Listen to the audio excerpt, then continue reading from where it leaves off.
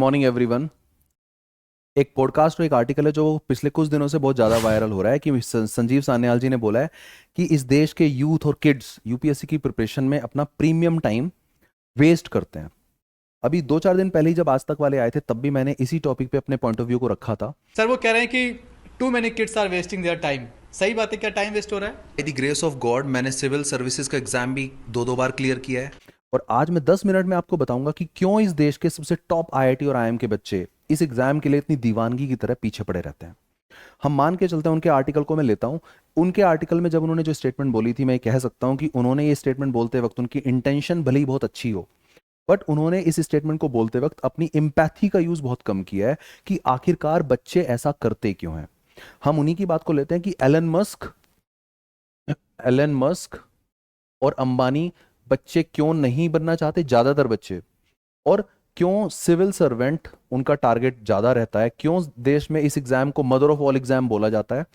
और मैं इसी को समझाने के लिए इससे रिलेटिवली थोड़ा लोअर पोस्ट अगर मैं एक और लिख देता हूं कि एसएससी और बैंक पीओ और any other relatively lower services, उन्होंने जो कुछ टर्म्स का यूज किया है वो थोड़ी अनएम्पैथेटिक कैसे हैं। उन्होंने वर्ड यूज किया पावर्टी ऑफ एस्पिरेशन।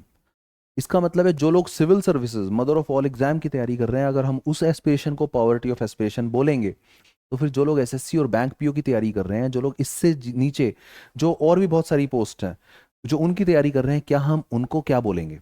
दूसरी चीज, इस देश में जो लाखों स्टूडेंट्स हैं 12th के बाद ग्रेजुएशन कर रहे हैं, किसी किसी कॉलेज में पढ़ रहे हैं, अच्छे कॉलेज में पढ़ रहे हैं, कुछ बुरे कॉलेज में पढ़ रहे हैं, उन सभी का ड्रीम सिविल सर्विसेज क्यों है? क्योंकि सिविल सर्विसेज अंग्रेजों के जमाने से, सरदार वल्लभ भाई पटेल के जमाने से, इस एग्जाम को, यूपीएससी की गरिमा को आज तक किसी ने कोई क्वेश्चन मार्क नहीं लगाया कि इस एग्जाम में कहीं पे थोड़ी भी हेराफेरी होती है। इस एग्जाम की फेयरनेस पे आज तक और एफिशिएंसी के ऊपर आज तक किसी ने कोई डाउट क्रिएट नहीं किया। इस एग्जाम को देने का चार्म, बचपन से बच्चों को बोला जाता है कलेक्टर बनो, वो रेड लाइट की गाड़ी और वो एम्बेसडर, अगर वो बचपन से डाला जाता है तो उसका कोई रीजन है। वो रीजन भी मैं आज आपको बताऊंगा, और हर रीजन लॉजिकल है, रैशनल है, कोई कोई केवल इमोशनल रीजन नहीं है। एक बच्चे के दिमाग में और एक फैमिली के दिमाग में ये बिल्कुल नहीं होता कि देश का क्या होगा हमारे बच्चे के बनने के बाद। उनके दिमाग में ये जरूर होता है कि हमारा बच्चा पहले कुछ ऐसा बने, और बच्चे के दिमाग में होता है कि मैं पहले कुछ ऐसा बनूं जिससे मेरा घर बस जाए, जिससे मेरा घर सेटल हो जाए, जिससे मेरी फिक्स्ड और एक सिक्योर जॉब लग जाए। हम एक एग्जांपल लेते हैं। कुछ लोगों ने अगर 5 साल बिजनेस किया और बिजनेस में फेल हो गए, और कुछ लोगों ने 5 साल अगर यूपीएससी की तैयारी की और यूपीएससी में फेल हो गए, तो किसकी लाइफ में ज्यादा बड़ा प्रॉब्लम आएंगी? अगर 5 साल को यूपीएससी की तैयारी करता है, 5 साल में वो पॉलिटी, ज्योग्राफी, हिस्ट्री, इकोनॉमी इतना कुछ सीखेगा, उसकी लैंग्वेज स्किल इतनी इंप्रूव हो जाएंगी कि पहली बात तो वो देश के बाकी एग्जाम, एसएससी, बैंक पीओ 100% है, कहीं ना कहीं वो सेट हो जाएगा, यानी कि उसकी लाइफ सेट हो जाएगी। अगर यहां भी नहीं होता है तो वो चाहे कहीं पढ़ाए, चाहे वो कोई छोटा मोटा बिजनेस करे या फिर बड़ा बिजनेस करे, उसका होराइजन चेंज हो चुका होगा तब तक। इसीलिए उस एग्जाम को बोला भी जाता है मदर ऑफ ऑल एग्जाम। अब ऑन दी अदर हैंड, अगर कोई बच्चा 5 साल बिजनेस करता है और उसमें फेल हो जाता है, उन 5 सालों में जो पैसा उसका खर्च होता है वो अनपैरेलल्ड है। बहुत ज्यादा पैसा बिजनेस में लगता है इंडिया में, शुरुआत करते वक्त भी और वाइंड अप करते वक्त भी। दूसरी चीज, उस by by that time of 5 years, उस 5 साल के बाद उसकी एज लिमिट यूपीएससी की, एसएससी की, बैंक पीओ की, वो भी खत्म हो चुकी होगी। यानी कि अब बिजनेस करने के बाद वो उन चीजों के लायक भी नहीं रहा। बच्चा जब तैयारी करता है तो उसका मेन टारगेट, मैंने अभी थोड़ी देर पहले बताया, मेन टारगेट होता है उसकी सिक्योरिटी। आप खुद सोचिए, इस देश के बड़े बड़े कॉलेज के बच्चे, IIT, IIM, SRCC, Hindu college, saint Stephen, ज्यादातर बच्चे, मैं ये नहीं बोलूंगा कि हर बच्चा आईएएस की तैयारी करता है, पर ज्यादातर करते हैं। यहां तक कि संजीव सान्याल जी भी जो अभी कर रहे हैं, उन्होंने खुद कभी एलन मस्क और अंबानी बनने के लिए ट्राई नहीं किया। उन्होंने भी अभी जो वो काम कर रहे हैं, he is I think equivalent to secretary to the government of India. इसका मतलब वो भी अभी अगर एडवाइजर हैं, ब्यूरोक्रेट्स भी एक ही काम करते हैं, एडवाइजर, यानी कि वो भी गवर्नमेंट को एडवाइस करते हैं और ये भी गवर्नमेंट को एडवाइस कर रहे हैं। इस एडवाइस को लाइटली नहीं लेना चाहिए। उन्होंने जो लिखा, खुद वो जो काम कर रहे हैं, उन्होंने लिखा फाइल को सिर्फ ऊपर नीचे करते हैं और ये बोरिंग काम है। मैं सरकार में मैंने जॉब की है और उन 2-3 सालों में मैंने ये रियलाइज किया है कि ये केवल फाइल को ऊपर नीचे करने वाला काम तो बिल्कुल नहीं है। अगर ऐसा होता तो इतने लोग, सबसे कम एट्रिशन रेट सिविल सर्विसेज में है, बाकी हर जगह पे एट्रिशन रेट प्राइवेट जॉब में और बिजनेस में सबसे ज्यादा है। कोई तो कारण है कि सिविल सर्विसेज में क्लियर करने के बाद लोग इतना प्राउड फील करते हैं और वो इस सर्विस की हर उसको, मैंने यहां तक बोला है कि कभी वो सेम ब्यूरोक्रेट हेल्थ डिपार्टमेंट में होता है, कभी वो एजुकेशन डिपार्टमेंट में होता है, कभी वो लखनऊ में पोस्टेड होता है, कभी वो केरला में पोस्टेड होता है, उसके बोर होने का सवाल सबसे कम है। किसी भी और जॉब में, किसी भी और प्रोफेशन में एक आदमी एक ही काम में लिमिट हो जाता है, एक ही आदमी एक ही काम में कन्फाइन हो जाता है। सिविल सर्विसेज का तो इंटरव्यू के वक्त भी बोला जाता है कि हम इस जॉब को क्यों ज्वाइन करना चाहते हैं, क्योंकि डाइवर्सिफिकेशन देता है।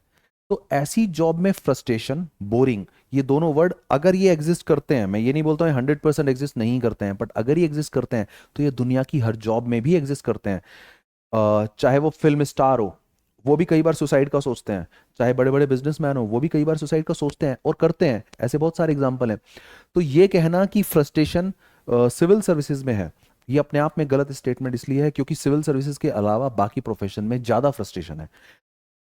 शुरू से लेके आज तक सिविल सर्विसेज की जो गरिमा, जो शान आज तक रही है, और इस देश के जो सबसे ब्राइटेस्ट यूथ है वो इस एग्जाम की तैयारी करते हैं। कई बार ऐसा भी होता है कि हमने इस एग्जाम की तैयारी की और हमारा सिलेक्शन नहीं हुआ, तो हम उसको जस्टिफाई करने के लिए हो सकता है कुछ लोग इस एग्जाम की बुराई कर दें, बट अदरवाइज इस एग्जाम की, चाहे वो एफिशिएंसी हो, फेयरनेस हो, इस एग्जाम की तैयारी के बाद जो जॉब है, उस जॉब का काम, इस जॉब का जो पूरा का पूरा लेआउट है, मुझे लगता है वो अनपैरेलल्ड है।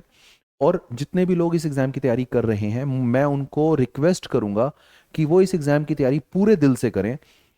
अगर शिद्दत से इस एग्जाम की तैयारी करोगे तो बन के जो फील होगा, एक्चुअली इस अभी तक इस पॉडकास्ट के बाद भी जितने लोग इस टॉपिक पे बोल रहे हैं, ज्यादातर भाई इस टॉपिक पे दो ही बातें हैं कि बच्चों को जॉइंट सेक्रेटरी बनने की एस्पिरेशन नहीं रखनी चाहिए, एलन मस्क और अंबानी बनने की एस्पिरेशन रखें या ओलंपिक में मेडल जीतें, ऐसी एस्पिरेशन रखनी चाहिए।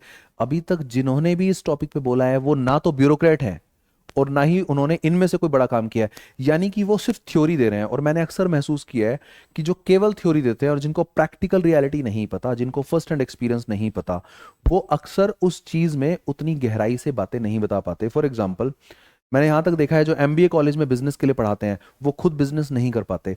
मुद्दे की बात सिर्फ ये है कि जो बच्चे तैयारी कर रहे हैं वो सबसे पहले पॉजिटिव हो जाएं कि इस एग्जाम की तैयारी के बाद आपकी लाइफ कहीं नहीं रुकेगी, और इस एग्जाम की तैयारी के बाद आप बाकी सर्विसेज के लिए, बाकी जॉब्स के लिए, बाकी एग्जाम के लिए और बिजनेस के लिए, हर चीज के लिए रेडी हो जाएंगे। आप सिर्फ 6 महीने में ये महसूस करेंगे कि आपको अखबार पढ़ने में मजा आने लगा है, समझ में आने लगा है, आपको नेशनल मुद्दे, इंटरनेशनल मुद्दे समझ में आने लगे हैं, आपको किसी भी टॉपिक पे बोलना आने लगा है, आपको हर आदमी के बोलने के पीछे का कारण समझ में आने लगा है। तो जो एग्जाम आपको केवल पढ़ाई से ऊपर उठा के इतना मैच्योर इंडिविजुअल बना दे, उस एग्जाम की तैयारी अपने आप में अनपैरेलल्ड है। मैं यहां तक बोलूंगा कि इस देश के हर बच्चे को 1 साल मिनिमम यूपीएससी की तैयारी करनी चाहिए, क्योंकि यूपीएससी जो होराइजन ब्रॉड करता है, यूपीएससी जो माइंड को मैच्योर करता है, वो इंडिया का कोई भी एग्जाम उस लेवल तक नहीं करता है। और जितने भी बच्चे यूपीएससी की तैयारी कर रहे हैं और करना चाहते हैं, उन सबको मेरी बेस्ट विशेस हैं। आप सिर्फ पॉजिटिव माइंड के साथ तैयारी करते रहिए। लाइफ में आपको इस तैयारी के बाद जो अपॉर्चुनिटीज मिलेंगी उसका, उनका आपको भी अंदाजा नहीं है। मैंने वो खुद अपनी लाइफ में विटनेस किया है, इसलिए मैं आपसे प्रॉमिस करता हूं कि इसकी तैयारी मात्र आपकी लाइफ चेंज कर देगी। Thank you so much.